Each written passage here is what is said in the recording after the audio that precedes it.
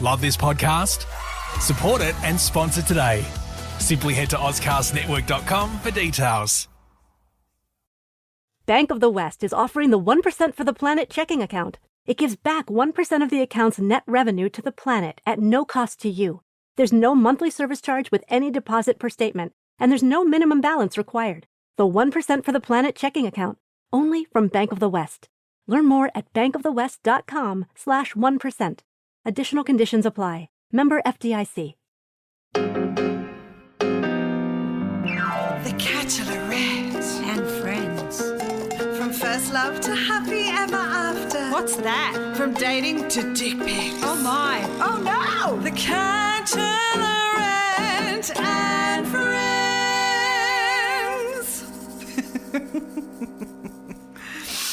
Oh, I love a good dick.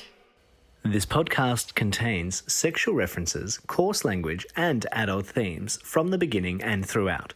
It is not recommended for listeners under the age of 15. Guess what, lovers? The Bachelorette, there's always a catch, is back on stage in 2021. First up, The Mill, Adelaide Fringe Festival, from the 18th to the 28th of February, 7:30. Tickets on sale at the Adelaide Fringe website.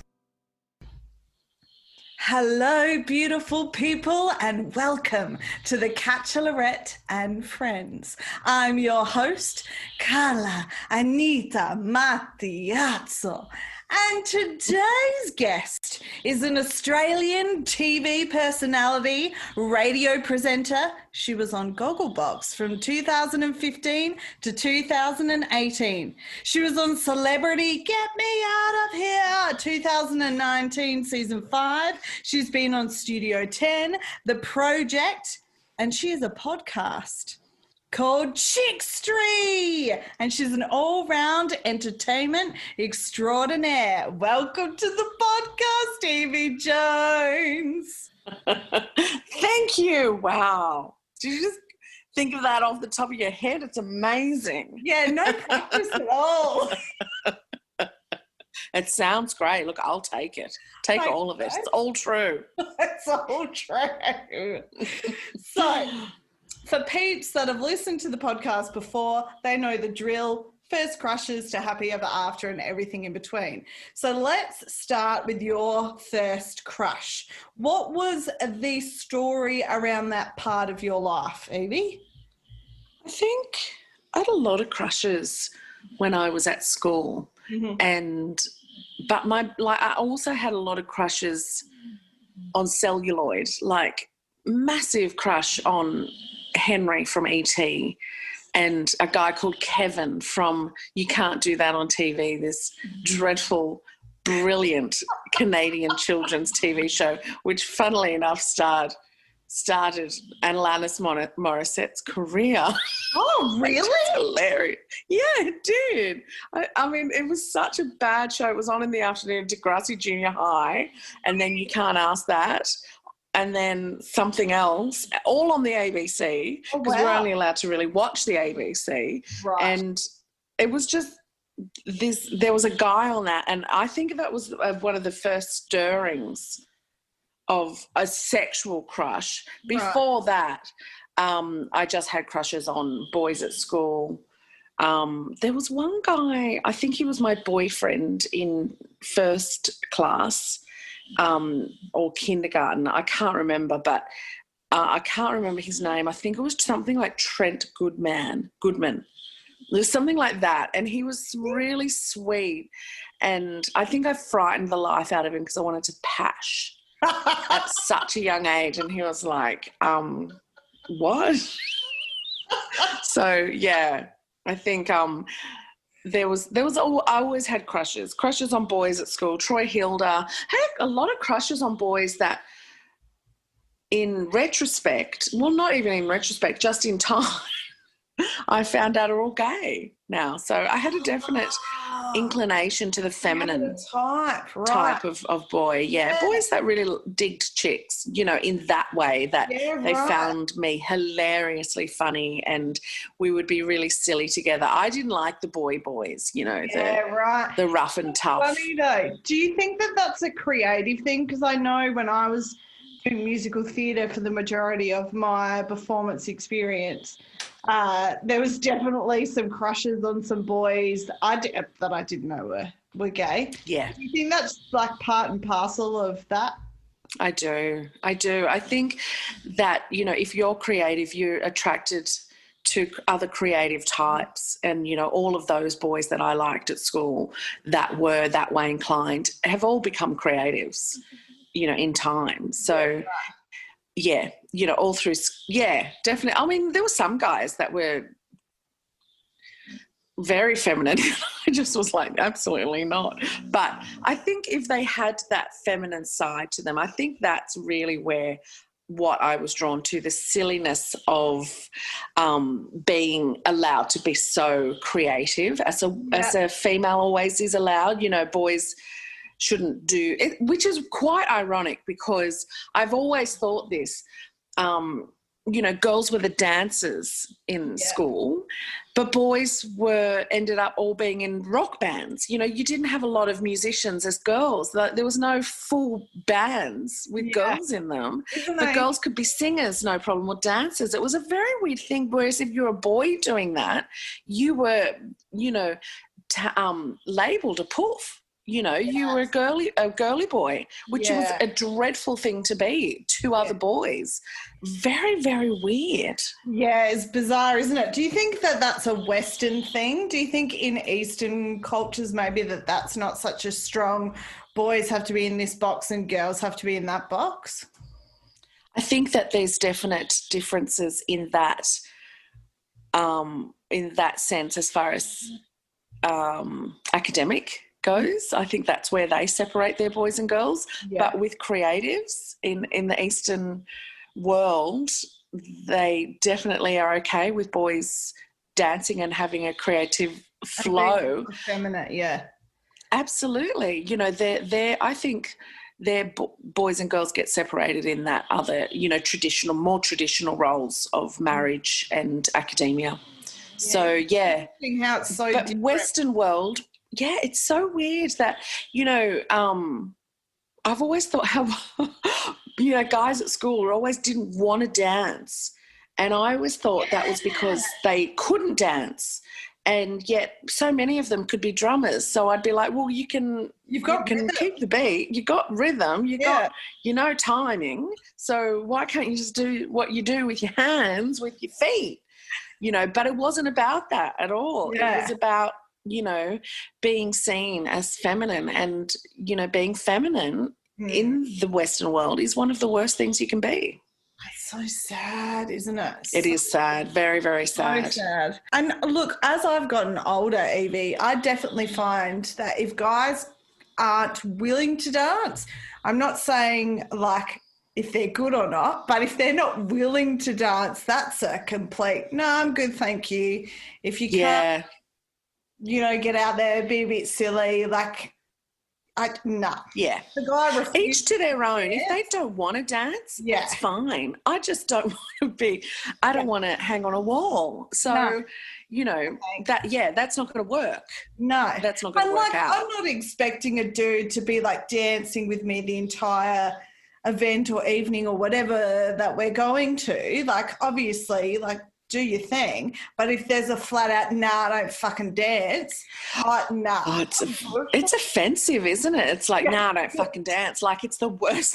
It's this, you know, oh God, I don't kill people. Don't do that.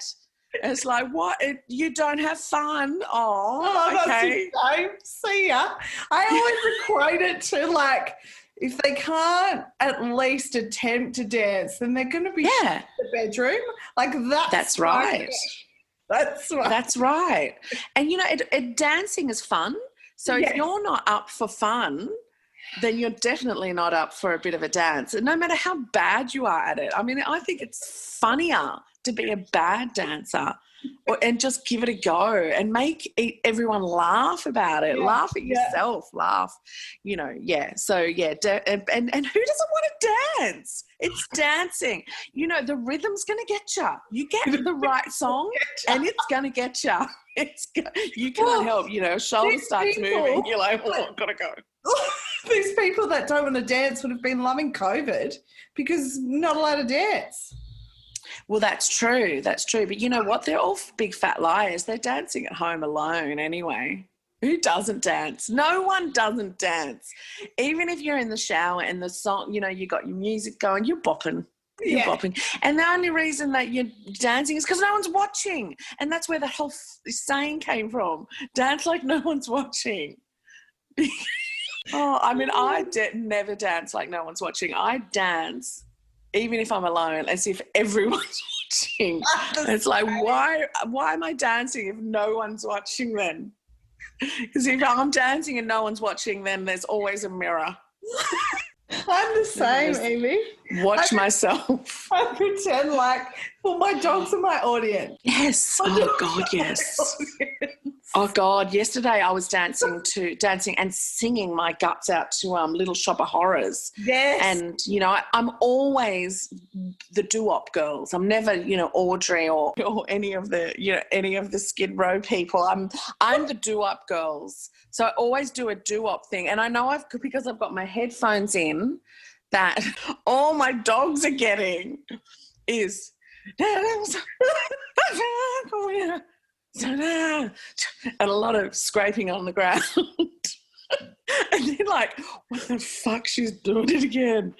We love her. Me and Angie, my friend, always have this joke about how we always send each other videos or photos of things like that, and then just focus, hone in on the dog, and always we put the post to each other saying, when you finally get rescued from the pound and your owner's batshit crazy, because the dogs are always there, like with a look on their face, like, what the actual fuck have I come to?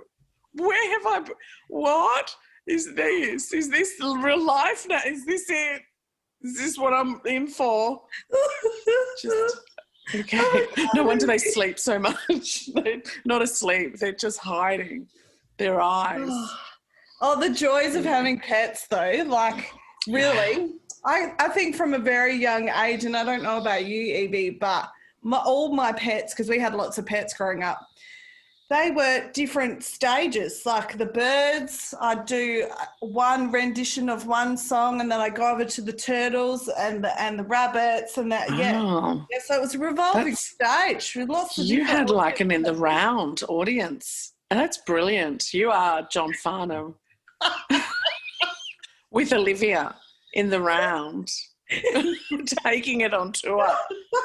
So when you go to a friend's house, you just have a new in the round audience. Yeah. I love it. Brilliant. Oh, man. And, yeah, if they could only talk. Well, the birds could. The birds were taught, though, to, woohoo, rah, you're good. I always Did you teach them to go, Carla, work it, girl. I always try to imagine what my dogs, or any dog really, would sound like if they could talk. God, do you have these conversations? We do. I had that actual conversation on air with Brendan Favola and Byron Cook when I was filling in for Fifi Box on the Fox. And they thought it was going to be a really boring segment. And we actually had people ring in and say what they thought. And Fev, who does not have pets because his daughter is highly allergic, really? He came away from that and said, that was that may be my favourite segment ever we've ever done, like, because people were just with these weird ass voices, like I started it. I was just like, I'll tell you what I think my dogs sound like. Clearly my sissy big bulldog sounds like Yogi Bear. I reckon Sissy would be like, because she loves to eat all the time. And me and Angie used to make like jokes at her all the time and go, would you like a couch picnic, Sissy? And everywhere we went, she could do a picnic. She could do a car picnic. She could do a floor picnic, anywhere picnic. And Bev, I have my very old dog. She's a little Pomeranian Chihuahua, and people just think, she's 14. Yeah, and people just think she's so cute, but I reckon she'd smoke ciggies and have a really raspy voice, because her name's Beverly. I called her Beverly because of that. I thought she looked like the type of woman who has taken half of the sale of the house in the divorce and she's spending it on the pokies, and she can fucking do that because that's what she wants to do. It's her money. And she fucking smokes her eyes and she does like that all the time. She goes. So I just think that, and that got the callers to call in, and it was hilarious. This one guy was like, he goes, oh, I've got a husky and every day I get home, the husky goes, oh, I'm going to go to the park. I'm going to go to the park. I'm going to go to the park. And it had Fev laughing so hard. He's like, I did not expect this at all. I was like, oh, he said, is this all dog owners? I said, all dog owners think they know what their dogs sound like if they had voice. So it's true. One of his daughters is allergic to doggies? The oldest, Mia. Oh, poor Mia. That sucks. Yeah. Well, I know, but she's old enough to move out now, so she should. And they should get a dog. Mia, what I reckon. Here? You need to move out so that you get a dog. And she can just never visit. Poor thing. Poor Mia. Poor Mia. Oh, well. I said to him, just get a hairless dog. Just get one of those Chinese cresteds. I don't know. Ugly little things, but beautiful.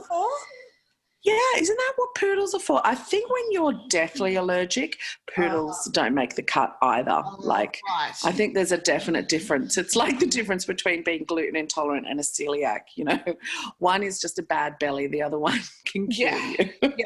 Yeah, like penicillin, like the concoction. I'm going to give the listeners the concoction where they can kill me, Yvie. Are you ready for the ingredients? Yeah. If you ever want to murder me, everybody, it's penicillin. Yeah. It's gluten. Yeah. It's dairy. Right. And it's caffeine. Oh, shit. Yeah. So put it all together. Yeah. Put it all I'm a terrible wog. Put it all together and there you go. Oh, my God. Can I just say, without all of those things, I would want to kill myself. They are my life. Yeah. Well, not penicillin, but, penicillin helps when you've got a good infection. Yeah. Jesus. But coffee? Yeah. Gluten? Yeah. Dairy? Yeah. Fuck. Yeah. No. That just would... But good on you. How's your face? Good on you. Well, we all know how to assassinate me if we need to. If we want to slow death, that's the concoction. I would do it in one injection too. Yeah, good idea. I'd be like, here's your vitamins, inject you some penicillin, coffee, some gluten, a little bit of bread in there. Yeah, and a nice bit of yogurt. It's like bread and the yogurt. Do you have to wear a wrist thing? So if you pass, if you have an accident or a tattoo or anything? I'm naughty. I don't wear it. You should get a tattoo. It's, it's there all the time. Of the actual... Yeah, I think it's for their diabetes, but yeah. I'm going to write that down because I want to get tattoo and I really don't know what to get. So maybe there you go. Not dying would be a good idea. Yeah, well, at least the penicillin thing, because if you're unconscious and they start plugging you with something. Yeah, that's actually really they'd be looking, because they look for that. They look for that band, don't they? They look for that. I don't wear. And who wants to wear that? It's ugly. Get yourself a nice little tat. Yeah, I'll put it where the band would be. Maybe there, but apparently it's really sore to get it under the arm there. That's why I don't like. I don't know. Do you have any tats? Yeah, I've got really bad ones, like 80s, 90s, dolphin on my ankle kind of shit, which is brilliant because people just keep going, well, why don't you get it removed? I'm like, because it's going to come back. I know it's going to It will. get They'll my all lifetime. come back. They'll all come back. Where'd you get Everything comes around. Where'd you get it? On the Gold Coast, of course. Oh. Because I was such a dolphin lover. And the irony was I worked at SeaWorld after I got it. So I thought, oh, this is going to go really well because I'm really into dolphins. And I wasn't allowed to show it, so I had to put a Band-Aid on it every day. And because I used to run the shark show, like I used to be the announcer for the shark show, so I had to wear stilettos. Like I always wore a nice low-slung stiletto, like more of a pump. And they would always catch me because I hadn't put a Band-Aid on it. And they but were it's like, a dolphin. You've got to put. It's a dolphin. They'd go, no, it's a tattoo, and we don't allow tattoos to be shown. Mamma mia. Okay. Yeah, I know. It was so stupid. It was just so dumb. And the irony was that another bit of irony about it was I ended up hating dolphins from working as such assholes. Oh, really? Yeah. They're really bullyish and rapey. Oh, shit, really? Which, yes. Oh, tell me. They're just highly intelligent. They're really close to humans. They have sex just like us and primates. They have sex. The only animal that has sex for pleasure, like us. Mm-hmm. And primates. Yeah, there's no other animal that has it just for pleasure, So that leads to, rapey situations and bullying situations, those gang rapes and things like that. No. Where the adolescent males would gang up and surround while swimming. I never saw this. This is what all the trainers would tell you. Marine biologists.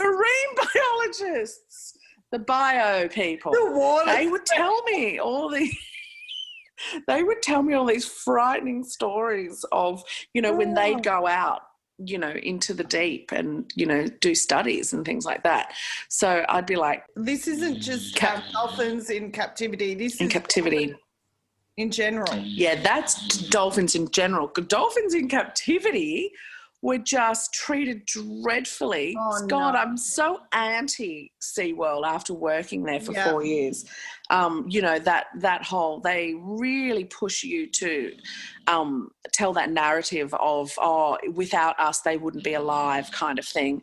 And it's just not true. They do not thrive in captivity. They are in captivity. We're never even allowed to say the word captivity. They were in human care. Oh, fangulo. But, okay. Yeah, it was all awful. They would withhold food from them if they didn't perform properly. They were basically performing monkeys and 7 days a week. No. I mean, PETA is on it, but they know all the PETA people that come. I mean, dolphins are still a really cool animal. I just, don't really affiliate with having one on my ankle anymore. But I'm too lazy to get rid of it, and it makes people laugh because they think I'm seriously in love with it. I haven't watched is it on Netflix called Blackfish? Yeah, you got to watch it. I'm kind of scared to watch it. Yeah, it's scary. It's really scary. Change your mind. Like, you'll never go to a water theme park again. No. Ever. No. I think the last time I went was when I was a little kid. Yeah, when it seemed fine. Yeah. Your parents didn't know any better. Yeah, no. Anyone that goes to those kind of entertainment places now, in any capacity where animals are being used, it's just dreadful. We know so much better. Yeah, you can't be ignorant about that stuff anymore. I remember, I think we went as kids to one circus when animals were still in circuses. Yeah. And I can't remember how old I was though, Yvie, but I remember turning to my parents and saying, I don't want to come back here. I feel like the animals are really sad. Yeah, wow, that's very insightful. Yeah, I was always with animals as a kid. So I was just like, no, I can't do that. Can't do it. Sounds like, you were an early animal advocate. We were never taken to a zoo.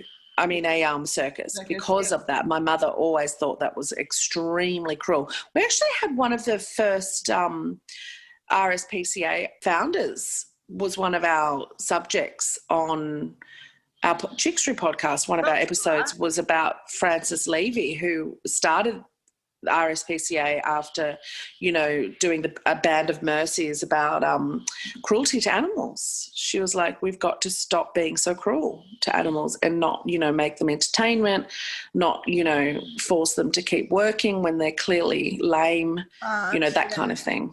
Yeah. Well, what do you think it is, Yvie? And I know we're real off topic, but I fucking love animals. My podcast, it's more interesting than My Love Life, believe me. What do you think it is about us as humans? And I'm not saying you and I, because I wouldn't subscribe to this type of behaviour. But what do you think it is about humans in general that have to dominate and essentially destroy other living things, for example, animals, and control them to such an extent like that? Well, I think it's exactly what you just said, control. It's power and control. And, feeling like you need to be at the top of the feeding chain, like the food chain, that, somehow you have control over beasts. That's why it's so, hard for people to understand when, people hurt baby kittens, or something. That's like, oh my God, I understand if you kill a crocodile, but, a baby cat, that's horrendous. It's like, well, it's not really any different, is it? Yeah, still a living. You're taking the... Yeah, I mean, and that's why I am a meat eater, which really is very difficult for me to reconcile. But I have my rules. Like, I don't eat baby animals. I just can't do it. I just think, oh God, just give them a chance before we slaughter them and, consume them, and, have my ethical reasons for buying certain, animals for food, making sure that I eat an entire, make sure it comes from somewhere where the entire animal is used for something rather than being discarded. But I don't know. I mean, I think humans, there is no species, none, not even close to what humans are and how evolved we are, which means we are and do the most atrocious things to each other and to other living beings, including, plants and trees. But also on the other end of the spectrum, there is no species that is as kind as us, that will take care of something the way humans will. An animal will instinctively kill something if it's in pain. Yes. We'll try to heal it. So we really do have this extreme intelligence that comes with so many complications, unfortunately, means we're going to have the absolute most evil of minds and the most brilliant and kindest of minds. So, you just have to be aware of both, I think. Yeah, that's true. That's really true. Maybe because of media or whatever, I feel like the negative side is more out there because it's more sensational and people want stuff that's sensationalized. And absolutely, we love it. Yeah, not often do we hear the point that you mentioned about humans care like no other species on the planet. So I'm glad. Well, I think that now we have algorithms as well, so it really depends on what you want to hear and see. You will get delivered. We're being listened to constantly, and you just have to mention something. $1 million. I always do it just in case. Just in case it comes my way. I like that. They can sell it to me for $30 if they want. $1 million. Jeez, I wish I had $1 million. Yes, to clean my back with. Yes. I hope you're enjoying this episode of The Catchalorette and Friends. Make sure you follow the podcast at The Catchalorette Pod on Instagram. And if you think your love journey is worth sharing with me on the podcast, send me an email, thecatchalorettepod@gmail.com, or slide into my Instagram DMs. Oh, and don't forget to give the podcast a review and tell all your motherfucking people to listen to the show. Now let's get back to this episode. Because of you and Annie, I have now changed. One, I've actually set up my Siri because I didn't use it before. And two, I changed it to a British man. Oh, British man. And God, it's that's... Isn't it nice to tell a man what to do and he just does it? Sometimes he can't understand you though. You're just like, oh, for fuck's sake, Siri. Like, just learn my speak. Can I tell you a funny story about my Siri? Yeah, go ahead. That just happened to me the other day. I have an Irishman as my Siri and I quite like him. Because he does listen to me and he does do, and he's lovely because when, like, I have a home pod as well, so I can say, Siri, play music. I'll say, you know, turn off the alarm or something that's going on. I'll say thank you and he'll go, don't mention it. That's so cute. So he's starting to get to really know, you know, me. But yeah, so the other day, this is way too much information, but it's worth it. Stay with me. I've had a dreadful abdominal problems, health problems lately, and turns out it's all, you know, I understand exactly what's going on now. It turned out to be a parasite and some bacteria and also an ulcer. Like, so it's a beautiful, nice little, you know, shit going on inside my stomach, which it meant that I had to have a lot of poo samples and things like that, you know. The doctor had to had specialists and naturopaths, and I had a whole team of people helping, you know, from all sides. But I had to do a final poo sample, and I did it, and I thought, I'll take that with me. So had the dogs. The dogs get so excited when I get up to go out anyway, so I'm like, okay, I'll take them out to the park quickly first, and then I'll drop the poo sample off because, you know, I'll park in the shade, it'll be good, it's all, you know, whatever. So I did that and just went about my normal business really, came home, and as I'm backing into my garage, I've looked down at one of my dogs and next to her is the poo sample, and I'm like, oh shit, I forgot to drop it, and I really didn't want to go back out again. And I had some work to do and I had to do it. I was like, oh no, I can't though. I don't want to go out right now. I just went, hey Siri, I asked him, can you please create an event?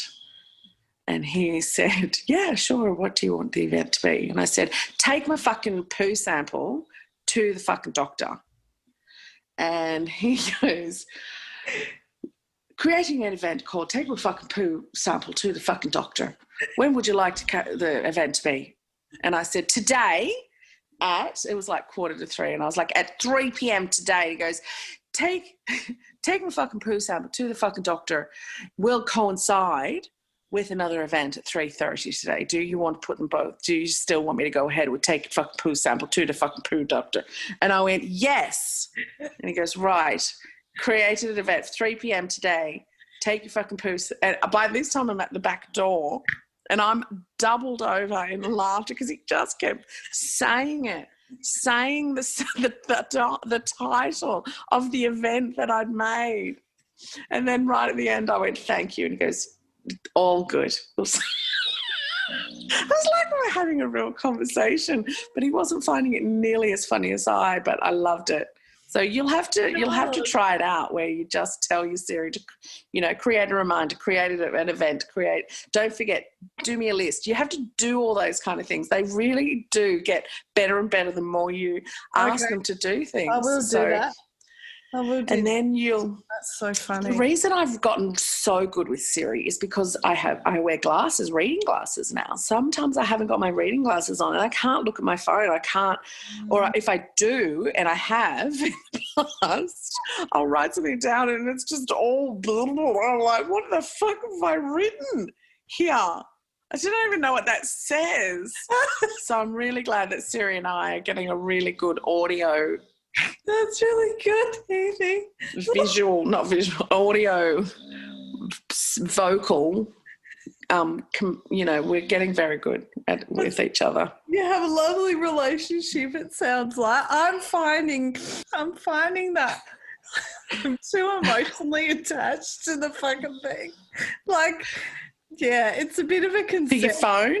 Like, no, as in like Siri having the conversation. It's a little... Yeah. Yeah. Well, you know how you go from your podcast goes from the first crush to the happily ever after? Well, we've pretty much got there. That's it. Me and Siri are now getting married. And I'm already married to my air conditioner. So when I went into the jungle, they said, what are you going to miss the most? And I said, my air conditioner. Like that, I love that so much I would marry it and have baby air conditioning. I'd be really happy to do that. So I'm just... myself have married it that I don't even know if it knows we're married, but it seems to be happy. Works every day. So now it's just me and my air conditioner, and I'm bringing Siri in. So you'd say that you've got a polyamorous marriage, is that what you're telling me? Yeah, I'm a Mormon now. I'm the bloke in it, clearly, because women are not allowed to have many men, many husbands.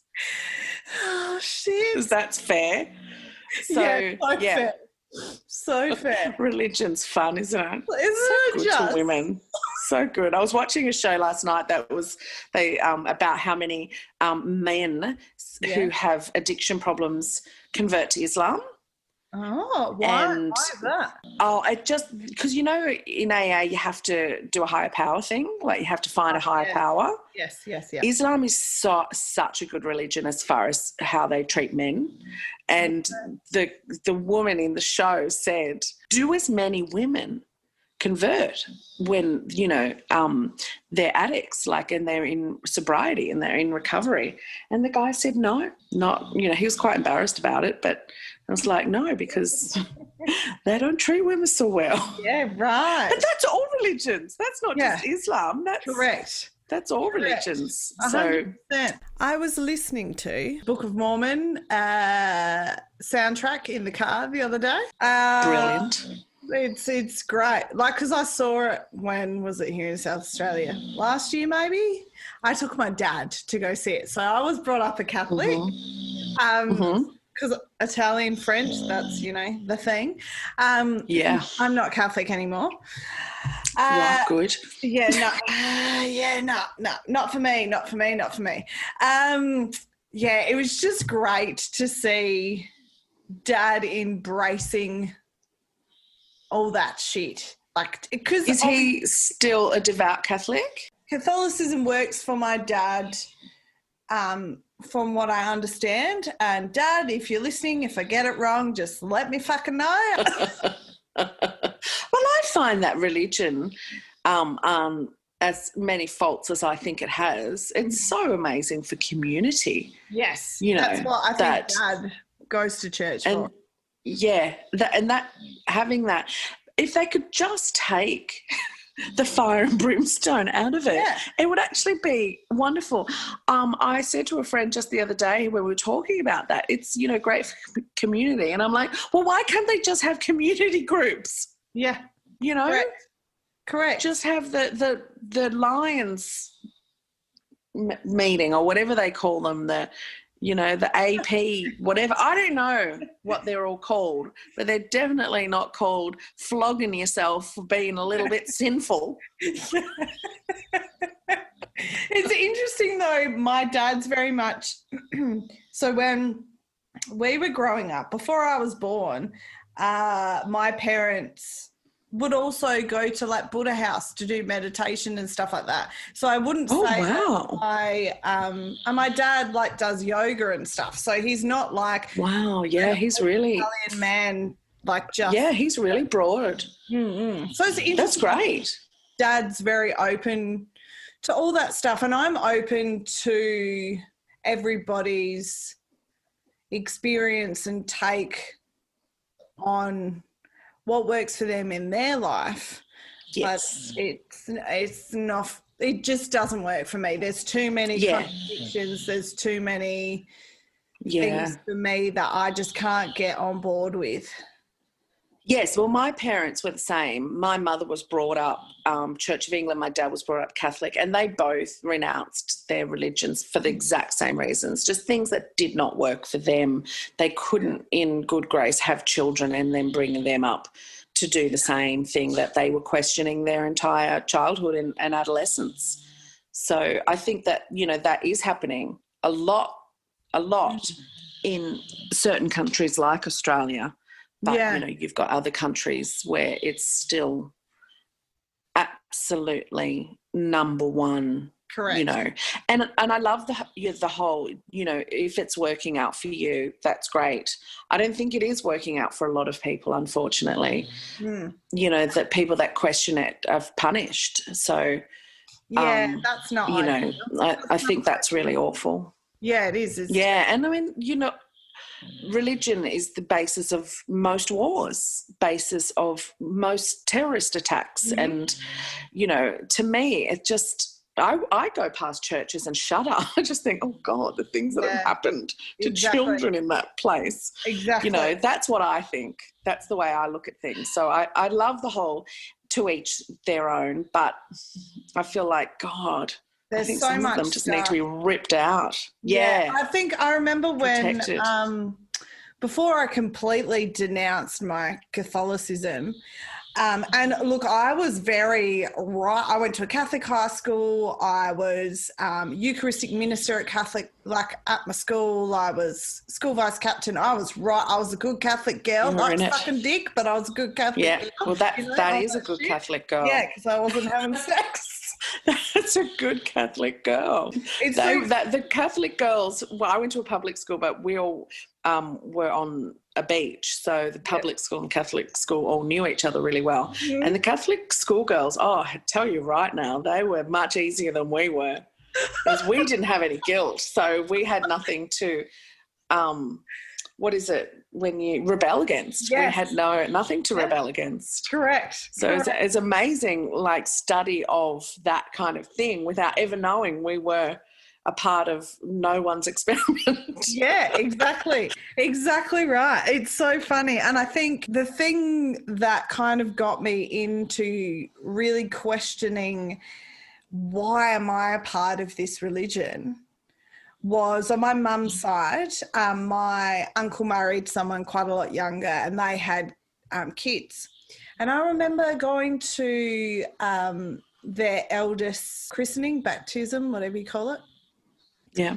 And the priest was reading out whatever they read out. And then there's a bit in there where it says denouncing sin, the devil, Satan, whatever it is. I'm like, what the fuck am I? Like, this is a baby. How the fuck is that? Like, what the fuck is this? So that was the first penny drop, because this was probably in my early 20s. I'd never really thought about how I sit with it, because being Italian, it's part of our culture, all that kind of stuff. Yeah. You just go with it, don't you? Yeah. And then I remember sitting in the church, which is the church my parents got married in, which was the church many of my cousins got baptised in.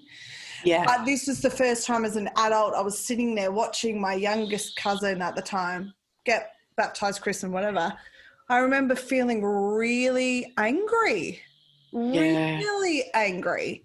And then I think that's common. And then when I went back to teach, because I used to be a teacher at the high school that I was at as a kid, and one of the teachers, because we had to go to mass for staff meeting one night. And because I was so involved in it as a student, they just assumed that I would follow suit as an adult. So they got me to get up there and do some of the prayers. And I was fine with it until I got up there. When I started reading this bullshit, I was like, I want to throw this paper in fucking fire and get the fuck out of here. Like, it was such a physical, internal, what the fuck am I doing? So, it took about a decade. And then probably in about 2016, I was like, no, thank you. I'm done now. Wow, That's amazing. And I think that happens to a lot of people, you know, and it's almost like seeing the light, which is ironic because, you know, that's normally put with when you find God. Yes, exactly. Seeing the light. Exactly. So, yeah, that's incredible. But it's amazing how your body can react to such, what's the word, when you discovery, the discovery of it all. You know, and you're reading it and you're just like, what the fuck have I been taught?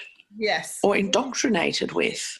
And not even to mention, like you were mentioning before about the Catholic schoolgirls versus to the public kids, not having that guilt associated with sex, and the amount of Catholics or ex-Catholics or whatever you call them that have spoken about having to work through guilt associated with sex is astounding. It is. Oh, I have all my Catholic girlfriends. We are in our 40s and they have so much Catholic guilt. And they said it's just so ingrained in them, in their sexual lives that, you know, some aren't married, some are married. And the difference, you know, that's just in the back of their head, in their everything, their whole being, you know, they can't fully express themselves sexually because of that. Or, you know, there's a lot that they need to be held accountable for what they've done to so many, not just women, but all children that have become adults and, you know, have been indoctrinated into this world, man-made, made-up world that somehow something absolutely horrific is going to happen to you or those you love because of your natural instincts and natural actions. And that, to me, I think it should be a crime. Yeah, it's insane. You know, it's child abuse. It's insane. And what I used to really struggle with is Italians culturally, especially women, are quite sensual, quite passionate, quite like that kind of vibe. And I feel like I resonate that and I feel that within myself. But then there was all this polar, well, hang on, I'm not allowed to because... Yeah, that's right. And you had to know your role too. You know, that's where the Virgin and the whore comes from. Correct. You know, the whore and Madonna, like that. They're still doing it. Like obviously still doing it, but it's amazing how it's in our it's in our everyday lives. It's in our entertainment. Like you watch The Bachelors and how Matt Agnew's season had Chelsea, the winner. Yeah. She had to win because she was the virgin and Abby was the whore. And they played that out. She didn't have to win, obviously. Yeah. By the time they'd shot it, they knew what the outcome was. So they needed to go back and edit it to make it look like Abby was the villain and Chelsea was the hero. And, you know, to meet both of these people in person, you could not get more different people than you saw on TV. And it's amazing how that narrative is so popular still, and how people don't even know that's what they're watching. They're watching, you know, a religious narrative being played out with the women. They wouldn't even do that with the men, you know. No. So it's a very different show when it's the woman with all the men. It's a very different show. Absolutely. And the guy that comes second often gets really felt sorry for. Oh, poor guy. Really, you know, I really like the winner, but the poor guy, that poor second girl, she's just, thank God she didn't win. Yeah, she's a fucking She's whore. A mole. Yeah. That's right. Yeah, it's incredible. Incredible. I mean, it happens all the time. We watch Hollywood movies and they have that narrative constantly. Yes. So anyway, I digress. My God, don't even get me started on these things. I was talking to Carissa Godfrey, who was on Farmer Wants a Wife this year, and she was saying to me, we were talking about the fact that in the reality TV show application process, there is still a question in there. How many people have you slept with? How many relationships have you had? No. Yeah. Do you have to answer it? Yes. Well, you would have to. You wouldn't get through. They would know. You're not going to get delivered stuff like they need you to if you don't answer that question on the application. Yeah. Fuck. And, oh, Jesus. I wish people would just stop going on these shows, just put their foot down and go, no, no more. If you subscribe on patreon.com/thecatchlerettepod, you get early access to episodes, not to mention keeping the pod alive for as little as $1 a month. Subscribe now. patreon.com/thecatchlerettepod. Yvie, do you have any parting words of wisdom that you'd like to leave our listeners with today? Oh, my God. Just one? Your choice. Parting words of wisdom. Trust yourself.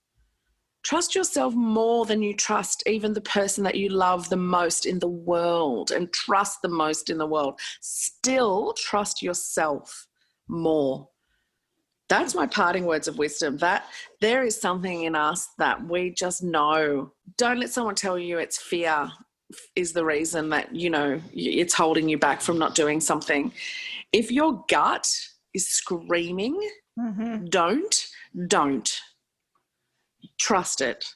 Just trust it. I think that, you know, in every situation, your love life, your work life, your social life, your friendships, everything, trust yourself, trust your gut. And I think that there's that little voice that you can get to be so diminished and so quiet over time, but the opposite can happen also. So, you know, really let it speak to you and start listening. And as my favourite book has always said, The Alchemist by Paulo Coelho. Love that book. If you really want to do something, the whole universe will conspire to make it happen for you. And I think that we are so connected in our gut and in the universe, in that absolute higher vibrational feeling, that when we really start to listen, you can only do well when you're only taking care of yourself, which means you take care of others much better as well. It sounds like a really selfish thing to do, but I think the word selfish is very underrated. Self-centered, not so great. Yeah. Selfish, really good, really good. That's my words of wisdom. And always fart when you need to. Always. Because that shit's just going to get paid. Don't ever hold a fart in, because I used to say this to Angie all the time. Don't ever hold your farts in, because they'll just travel up your spine and into your brain, and that's where shit thoughts come from. And I would say that to her to make her laugh when she was in the darkest of times. It's true, though. It's true. It's scientific fact. It's fucking true, and I fucking love it. Oh, thank you, Yvie. This has been such a delightful conversation. We have gone far and wide, and I've loved every fucking millisecond. Oh, good. I'd like to say I apologise that we didn't talk about my love life, but I'm not even sorry. You didn't miss a thing. Honestly, this was so much better. Believe. So good. Thank you so much for having me on. I really enjoyed it. The Catchalorette, with friends near and far, from heartache to catfish and sex toys. The Catchalorette and friends. See you next time, if you dare.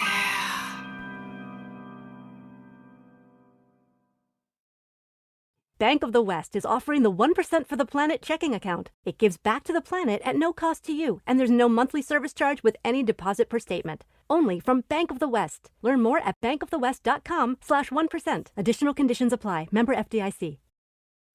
Love this podcast? Support it and sponsor today. Simply head to AuscastNetwork.com for details.